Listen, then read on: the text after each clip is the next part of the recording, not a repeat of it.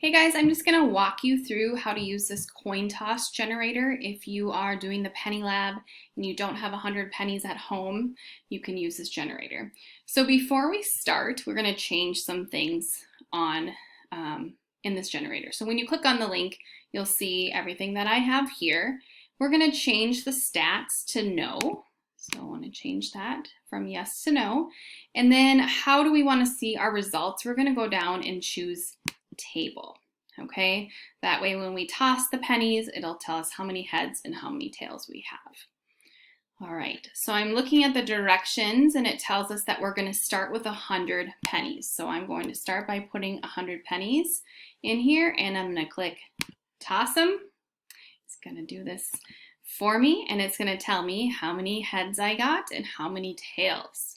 All right, so in the directions, it says remove the pennies that land tails up. So we're going to throw those out, right? We're not going to use those 53. For me, I got 53 this first time. Okay, so now what I would do in my table is for shake number 1, I'd go ahead and put that I got 47 heads. Yours is probably going to be different than what I got.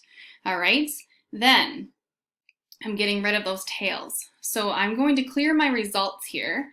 And when I do my second toss, I'm now going to put 47 as my starting number because I want to start with the number of heads I had.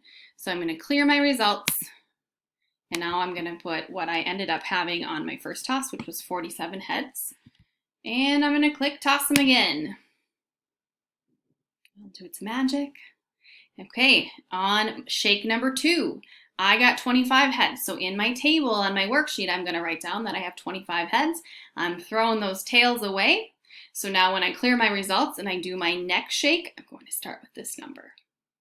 Okay, so I'm going to keep repeating this process. All right, until I'm out of pennies. All right,